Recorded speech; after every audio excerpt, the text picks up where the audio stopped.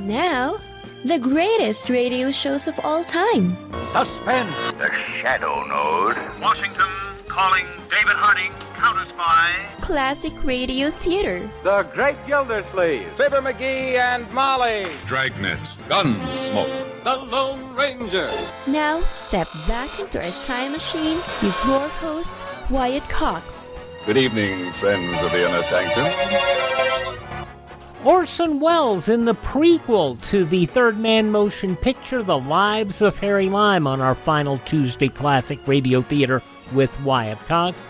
This episode goes back 71 years to June 27th, 1952, The Hard Way.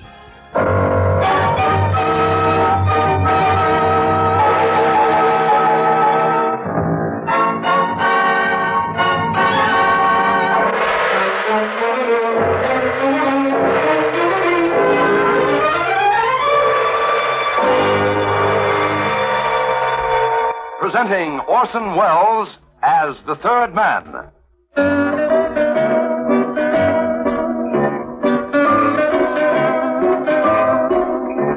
The Lives of Harry Lime.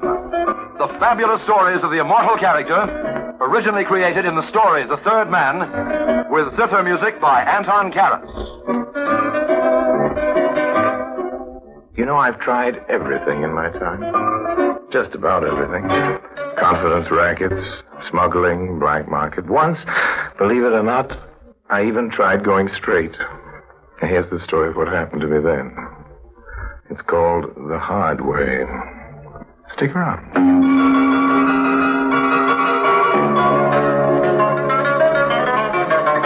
I figured like this, Harry. The good old days is over and past. Things here in Europe is not what they was, not like just after the war. The cops for one thing, the border police and like that, they're all getting so sharp a fella might just as well be trying to earn a living back home. Better. So what is this all about, Mo? You want to pull out of the racket? Okay. If you want to sell me your piece of the plane. Harry, I don't want to sell you nothing. You know, somehow I didn't think so.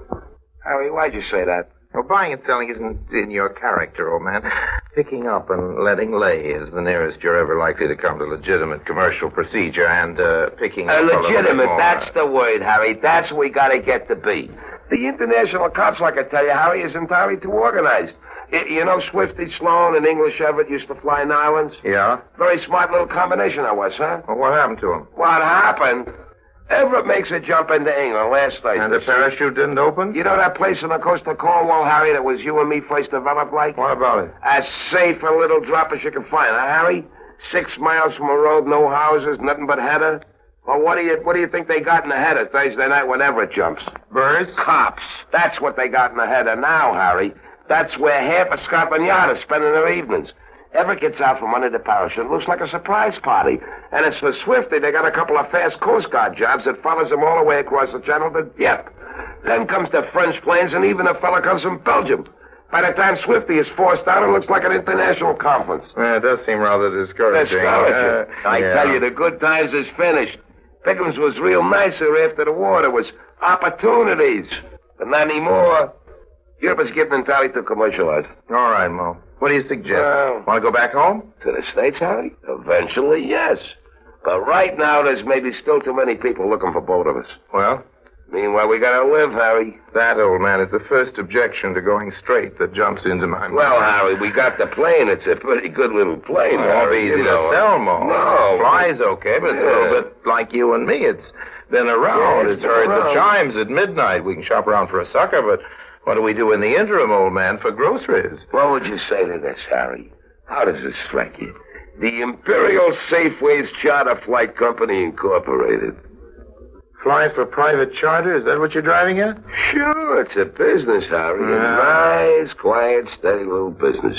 And no trouble with the cops.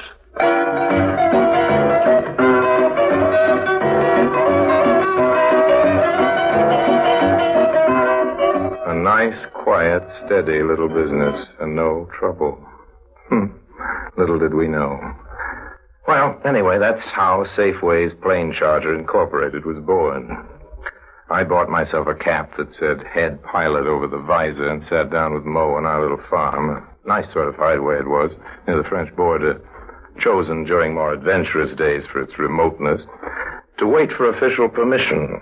With our reputation, that wasn't too easy to fix. But finally, the phone rang, and sure enough, it was the brass down in Nice. Would I fly over for a talk? Well, Nice was about a 20-minute run from our very private field, and pretty soon there I was, twisting my new cap nervously and trying to look as honest as possible for the benefit of some official or other who didn't, I must say, look very impressed. Lime? Yes, sir?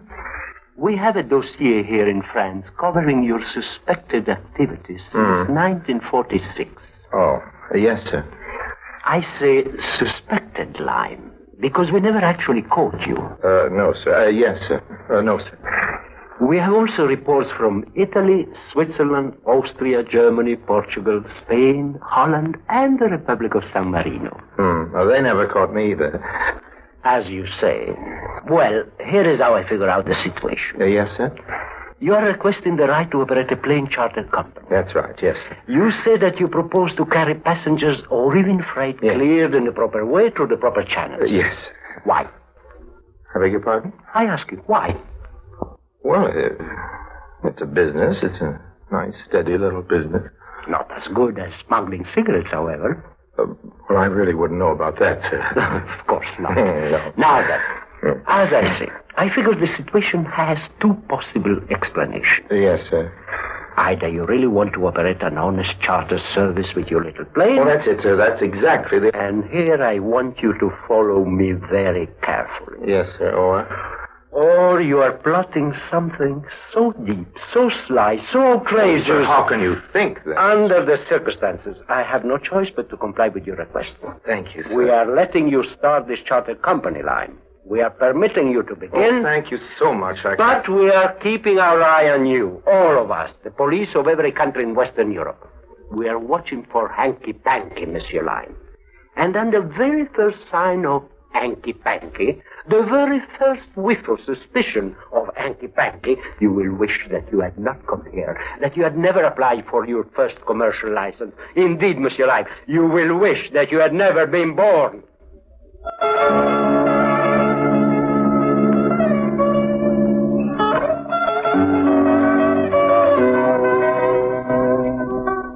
Old man. Yeah, chum. I don't like it. I don't All like right, it. what, Harry? You got your don't like papers it. and all like that. What's so great? I don't like the official attitude as regards this little caper, Mo. All we got to do is break one routine little regulation, and we've had Don't be such a pessimist. It's true, old man. It's absolutely true. One little slip. That's all they're waiting for. Don't forget they know us. They're just waiting now for the chance to crack down on us for everything we got away with before. Start reading the fine print and all the rules and regulations, my old friend of my youth. Somewhere there's a little joker about tipping your right wing to Matterhorn or flying south on the first Sunday after Michaelmas, something like that, on which the vigilant police of Europe will manage to fulfill their fondest dream and send us off to break stones on that work farm in Sardinia. Harry, I tell you, Mo, we never should have gone straight. Quitting the racket, that's okay. But we should have retired. Not gone into legitimate business. It's too dangerous.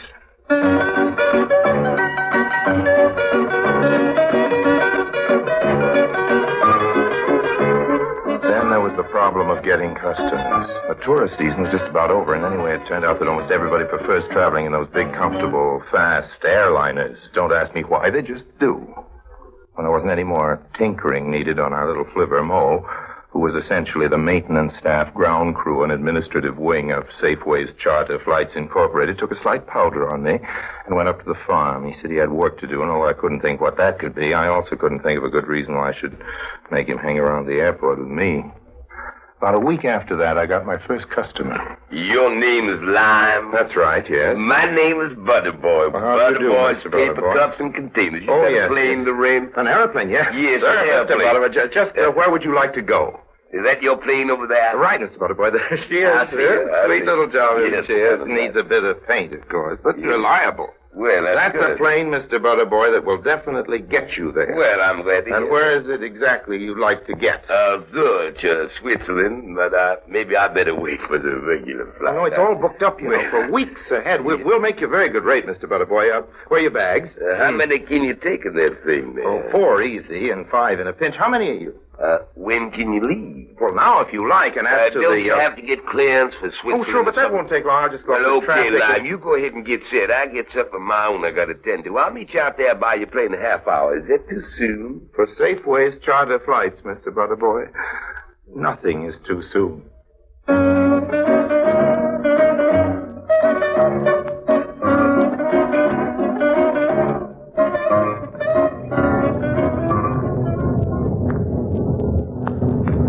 I got my international clearance and was all fixed up with traffic right on schedule. There was some kind of excitement going on in the passengers' waiting room, but I didn't investigate. If only I had. Well, too late now. An attendant came up with a message. Monsieur Lime? Yes, what is it? You're the plane Monsieur Butterboy has chartered. Butterboy. Yes, this is the plane he chartered. What of it? He wants you to go on ahead without him. What do you mean, go on without him? If he's chartering the plane... I know, but this Butterball is very eccentric. We've had some dealings with him before. You must just do as he says. So he wants to charter the plane, not to take him to Zurich. Well, when do I get paid? He told me to give you this. Thanks. And what do I do when I get to Zurich? Not take him back? No, you go only as far as Paris and wait.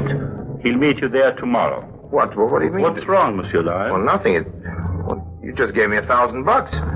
Is it too little? Too little? It's almost twice what I expect in an ordinary... I told you, monsieur, this Butterball is eccentric in extreme. You are to leave right away. That is a condition. If you leave within the next 2 minutes, there will be another 1,000 waiting for you in Paris.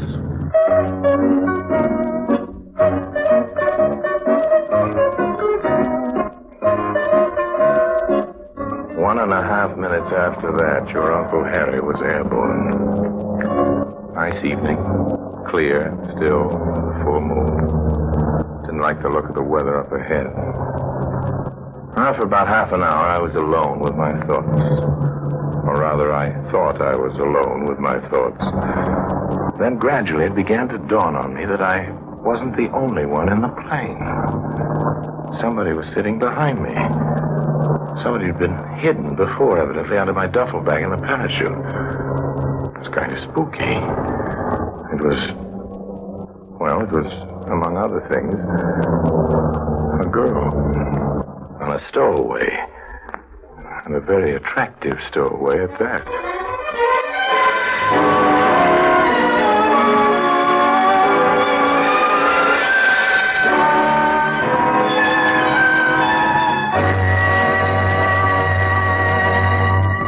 71 years ago, June 27th, 1952, The Lives of Harry Lime on Classic Radio Theater with Wyatt Cox. On this final Tuesday, Classic Radio Theater with Wyatt Cox, more of The Lives of Harry Lime from 71 years ago, June 27th, 1952, The Hard Way.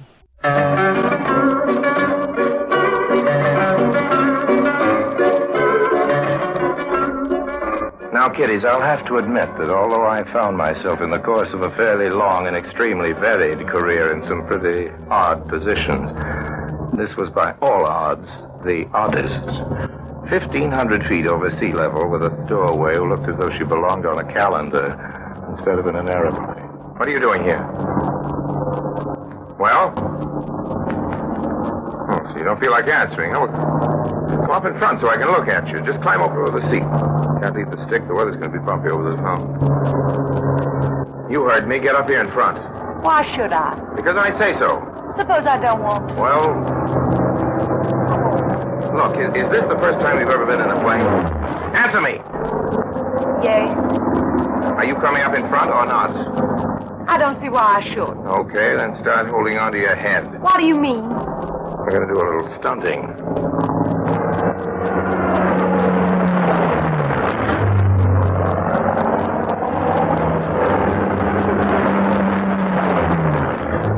Did you have enough? I hope I didn't kill you the last time. You almost did. Sometimes seems that way, doesn't it? Thinking you're not used to it. All right, come up in front. I want to look at you. No, I'd rather sit back here.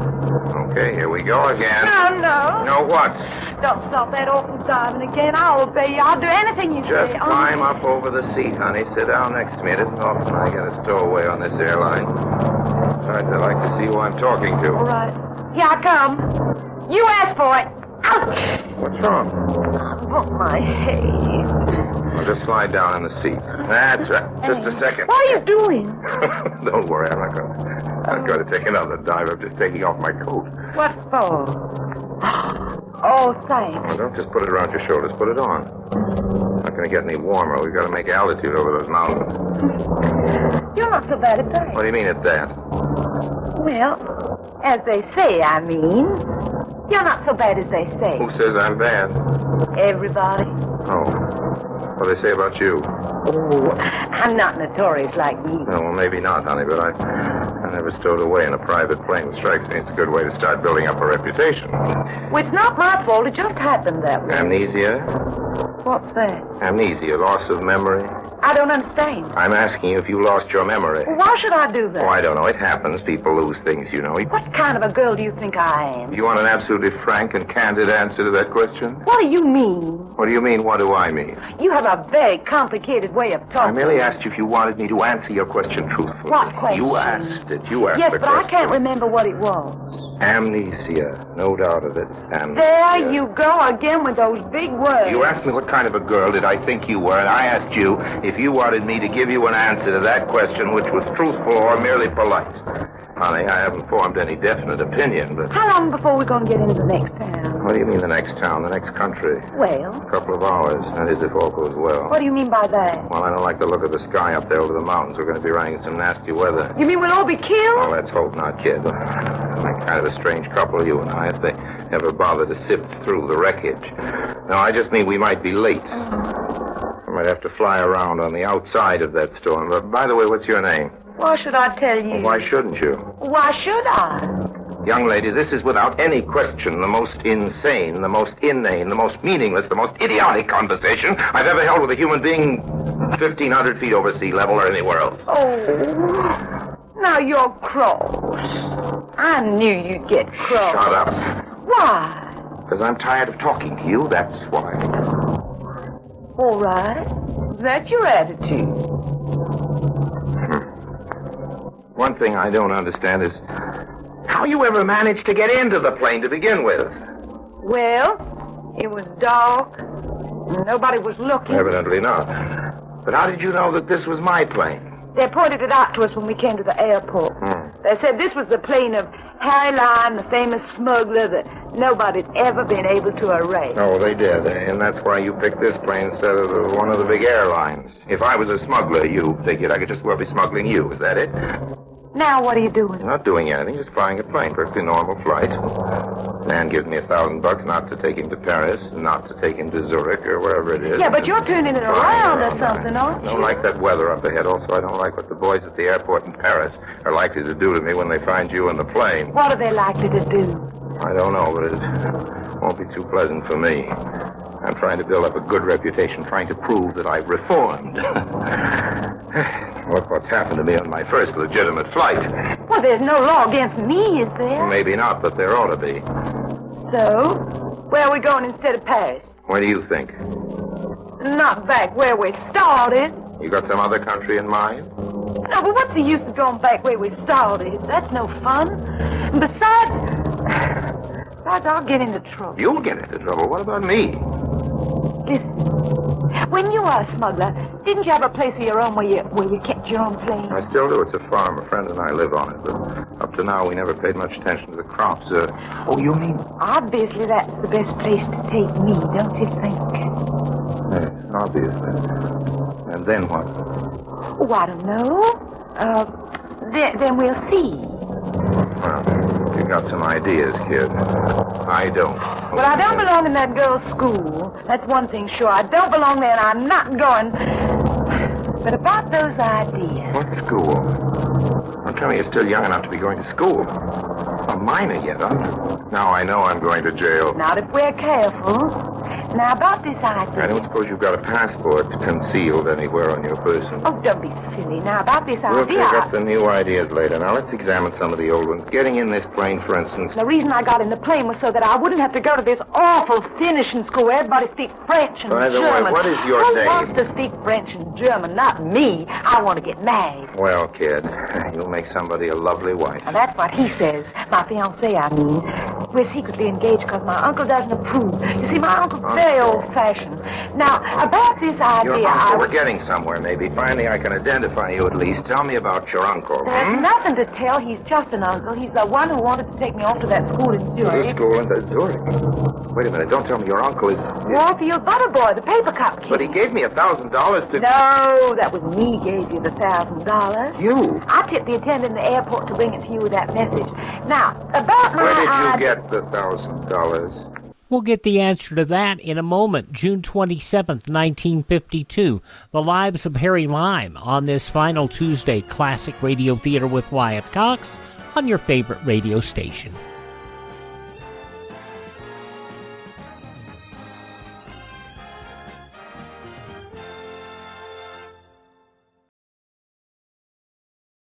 Just going to take a minute here to tell you about the big savings going on now, the clearance sale at mypillow.com. And you know, I've talked about how in my office I have a pair of my slippers, and they're really comfortable, and they're on clearance right now. The mypillow.com slippers, $25 a pair, limit 10. And I would buy 3 or 4 more pairs. Unfortunately, they're out of my size. They also have sheets, pillowcases, clothing items, all on special right now. Go to mypillow.com, click on the clearance tab at the top of the page, use my promo code Wyatt, or call 1-800-928-4715. Limited sizes remaining in the MyPillow slippers, limited colors on other items. mypillow.com, clearance tab, promo code Wyatt, 1-800-928-4715.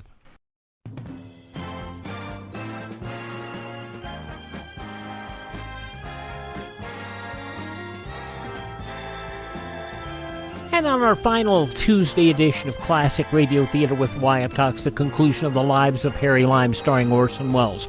June 27th, 1952, as Harry Lime says, Where did you get the $1,000? Oh, I just borrowed it while he wasn't looking. Well, who wasn't looking? Warfield Butterboy, the paper cup king. I told you that already. He's awful rich, my Uncle Warfield is. That's why I thought you ought to kidnap me. What? And kidnap me? You know, on that farm of yours. Uncle Warfield would pay almost anything to get me to that girls' school, and you could refuse to hand me over without getting $1 million or something. You know how that works. Holding for ransom, they call it. Then I'd have the money to marry Albert. Marry Albert. Well, what's wrong now? Nothing. Nothing at all. Go on. Go right on. Well, Albert is my fiancé. Oh. He won't marry me if I don't have any money. Oh. But he isn't a bit unreasonable. I'm sure he'll let you keep some of the ransom money for yourself. Shut up, fasten your seatbelt. We're coming down. Now where? Oh, you mean to the ground? That's right, honey, to the ground. To the farm where I'm going to be kidnapped. Of course, if we go down, we're going to the ground. What's wrong? You think I'm stupid?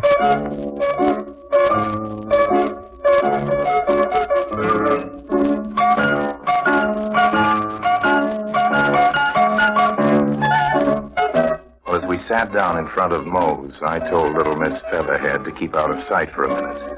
I knew Moe. I wanted to break things to him gently. A fine friend you are. I must say, listen, nothing. You promised me, Harry. Yes, you did, Harry. You gave me your promise. You was going straight, Harry. You was going to keep us strictly out of trouble. And now look at you, what you went and did. I don't know what you're talking about. You know what, but the worst is you don't know what I'm talking about, huh, Harry? I'm surprised that you opened that plane. Yes, Mo, but... okay, open it, I say. There. Now then, come on out, little girl. Little girl? What do you know about a little girl? You went and put the snatch on some poor little child back at the airport. Now, wait a minute. Don't try to lie about it. They phone me. Come on out, honey. I'll protect you. This... Hey. Wait a minute. This is a dame.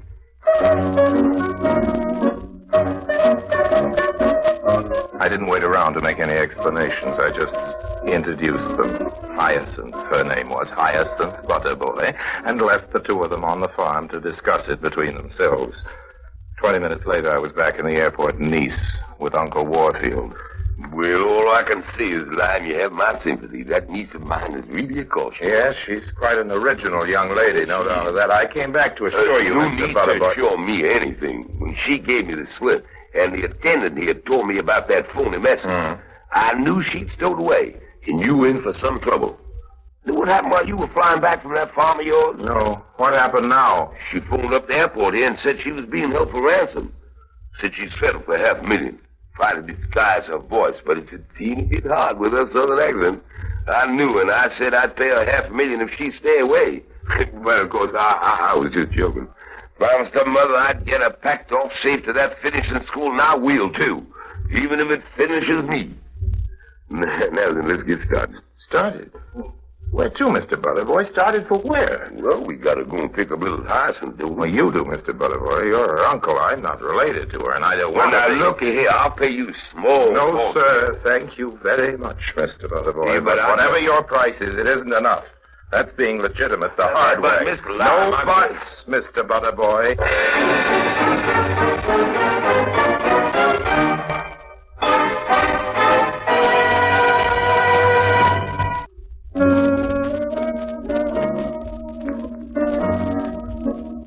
By the time Uncle Warfield got Hyacinth Butterboy safely tucked away in that high-class reform school in Zurich, Mo, poor soul, was just about ready for a mental home. He'd had to keep her company, of course, till the paper cup king came and took her away. Oh, and by the way, she stole $60,000 from Mo, I mean. That's what he'd been doing up there in the farm, printing it. He was very put out about having to start making all that money again. What Hyacinth did with all that bogus dough is another story, but I never want to hear it. Got enough troubles as it is. Don't we all? June 27th, 1952, The Lives of Harry Lime on Classic Radio Theater with Wyatt Cox. Classic Radio Theater with Wyatt Cox. Okay, now, part 3 of the 5-part Yours Truly Johnny Dollar story from June 27th, 1956. This is The Longshot Matter. From Hollywood, it's time now for... Johnny Dollar. Lieutenant Barry here. Oh, hi, Lieutenant. You're stepping on toes, Johnny boy. Who's now? Dr. Victor Palmquist. Here you had a chat with him. Just how do you chat with a clam? Whatever it was, he was very unhappy about it. He called you? Yeah, very snide, too. Said if we had any more questions, to leave him alone and call his lawyers, and to keep unauthorized people away from him. Meaning me? Meaning you. Well, what's he worried about? You've already got his wife's killer in jail, haven't you? Everybody buys that but you, Johnny. You said it before. I'm a hard sale. Meet me for lunch. I'll try to sell you.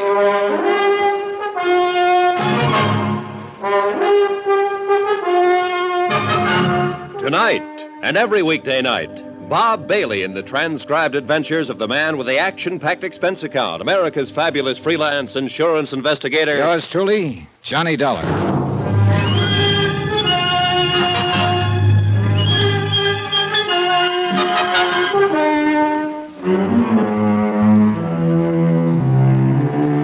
From Special Investigator Johnny Dollar, location Los Angeles, California. To National Underwriters Association, 1180 River Road, Hartford, Connecticut. Assignment, The Longshot Matter. Expense account continued. Item 3, $1 even. Taxi to the Barclay for lunch with Lieutenant Barry. But let me backtrack for a minute. Coming down in the hotel elevator, I kept thinking over what the lieutenant had said, and I disagreed completely. I wasn't a hard sale. It's just that I wasn't an early sale. There were too many angles to the death of Mrs. Palmquist, too many things I didn't know yet.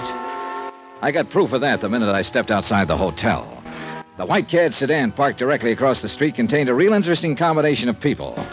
Eric Palmquist, the doctor's son, and Steffi Lund, the doctor's nurse. The moment they saw me, they did what every amateur sleuth does. They drove away as fast as possible, thereby becoming just as conspicuous as a second nose. By the time I reached the Barclay, Lieutenant Barry had ordered for both of us. You don't like it, order something else, but it's the best they got. Matter of fact, it looks pretty good.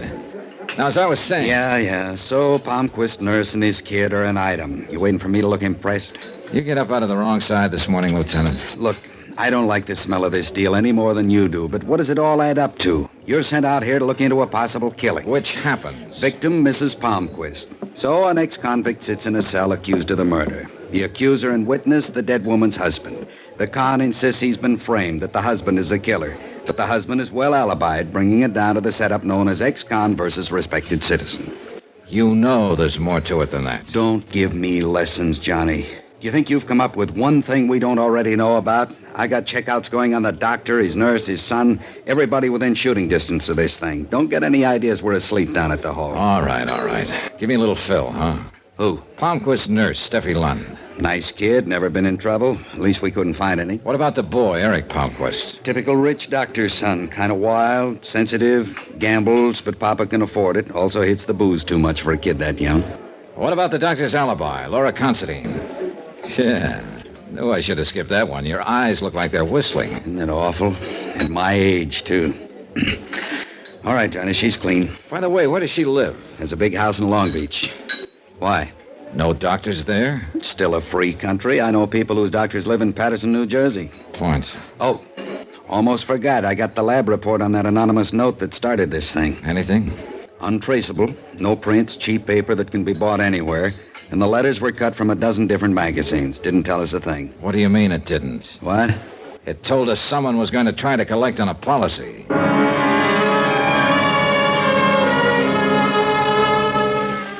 We knocked it around a little while longer, getting no place in particular. Then suddenly I was being paged for a telephone call. Barry's raised eyebrows were eloquent. They made me feel like one of those would-be movie stars who have themselves paged in the Brown Derby so that other would-be stars will know they're there. I had a funny notion about who might be calling, so I told the waiter I'd take it in the booth out front and left Lieutenant Barry by himself.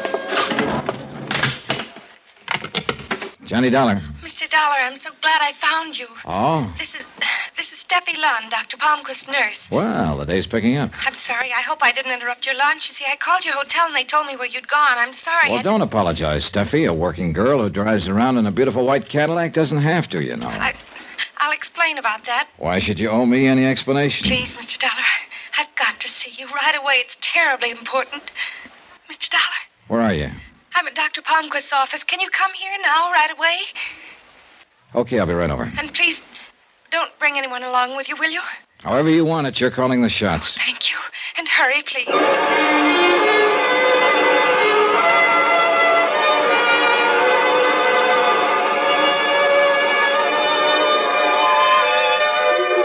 Expense account item 4, citation for speeding, $25.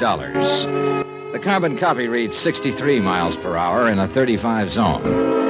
You ever tried to talk an LA-type cop out of a ticket? It's ridiculous. He's always a big, good-looking guy who listens seriously while you alibi, but never stops writing. Then he smiles, calls you sir, and hands you the ticket. I couldn't beef about it, though. 2 reasons. 1, I deserved it. And 2, if I hadn't been stopped, I'd never have realized I was being tailed. Because the tail knew what he was doing. A heavy-set, thuggy-looking fellow in a black 51 sedan. He circled the block twice while I was getting the ticket. Was right back on me as I started out again. He was still there as I pulled up in front of Dr. Palmquist's office. But he was smart enough to ride on by without even looking at me. I waited to see if he'd come around the block again. He didn't.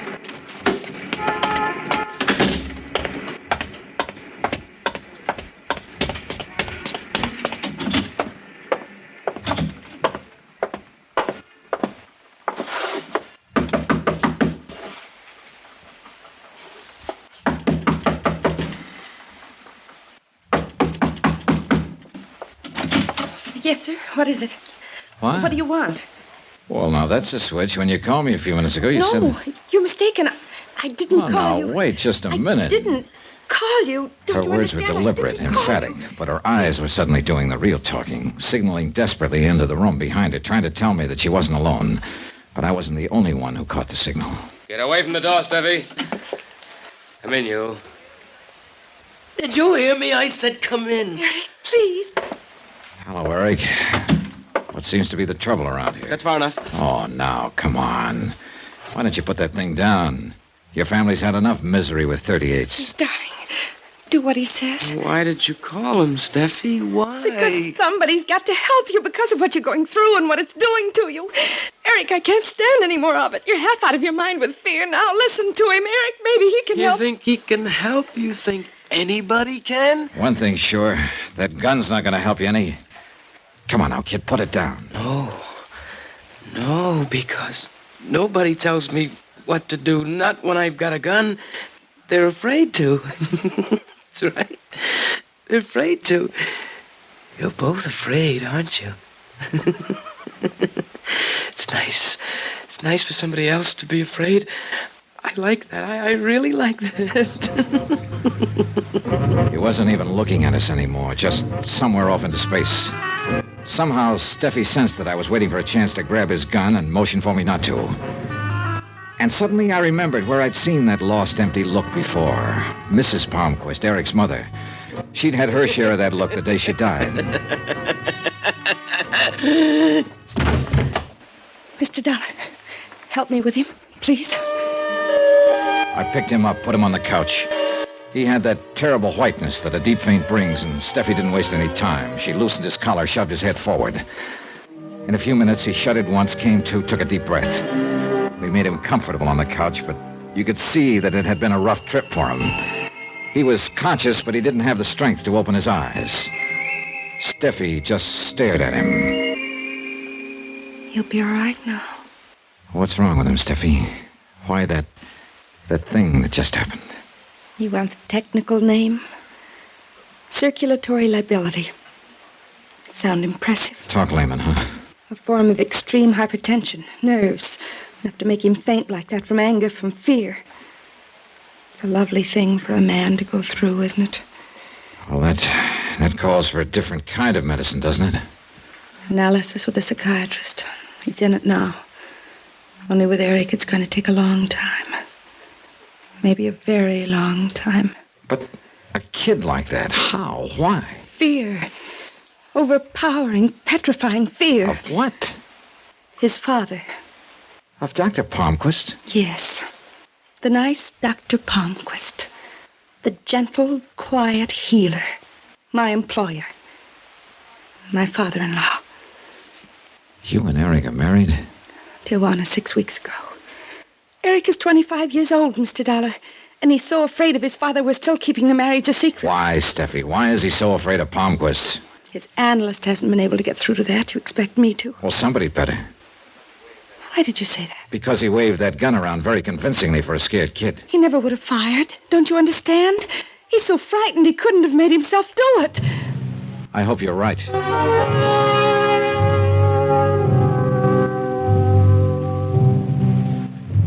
I didn't think it was quite the time to mention one small fact. That if Eric Palmquist was incapable of pulling a trigger, it might turn out to be a very good thing for him. As the sole beneficiary of his mother's will, he would soon have $100,000 in a nice, tidy lump. And if he really was afraid of his father, a piece of money like that could take him a long, long way from the parental fold. In fact, no matter which way you turned, you couldn't get away from the logic that Eric Palmquist might be regarded by some parties as a first-class suspect in the death of his mother.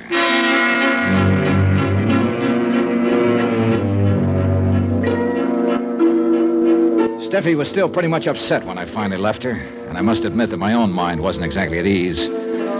Hoping that the fresh air would help to clear my thoughts, I took my time driving back, and it must have been nearly an hour later when I pulled into the subterranean garage of my hotel. I guess I was thinking too hard about what had just happened. In any case, I wasn't quick enough. Just as I passed one of the garage's big concrete pillars, a figure stepped out from behind it, brought the business end of a Colt banging down on my head. The ground climbed up and got me. But not before I had a look at him. My heavy-set, thuggy-looking friend who tailed me earlier in the day. He could talk, too. You're in the wrong town, punk. Take the hint. I took the hint. I passed out.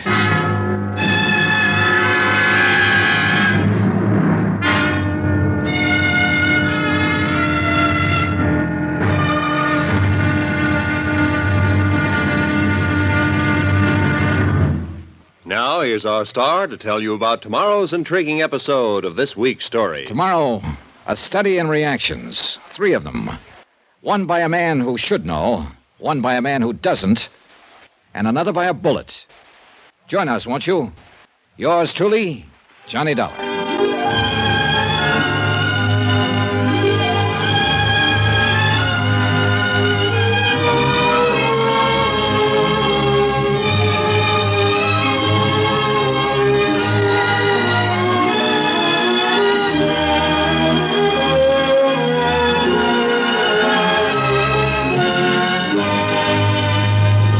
Yours truly, Johnny Dollar, starring Bob Bailey, is transcribed in Hollywood. Written by Tony Barrett, it is produced and directed by Jack Johnstone. Be sure to join us tomorrow night, same time and station, for the next exciting episode of Yours truly, Johnny Dollar. Roy Rowan speaking.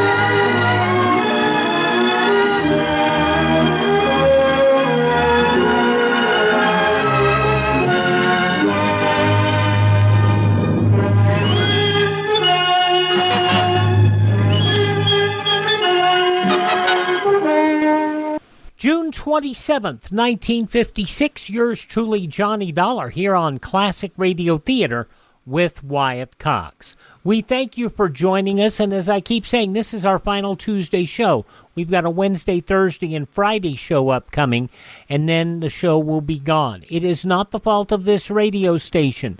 My doctors have said I need to take time off, and I'm just retiring, folks. I can't work 90 hours a week anymore doing all the jobs that I have. But I thank you so much. Our website's going to be up for a long time to come, classicradio.stream. Our Facebook and Twitter feeds will also be up as well. And most of all, thank this station for the time that they had us on the air. And remember, greatest radio shows of all time, Classic Radio Theater with Wyatt Cox on your favorite station.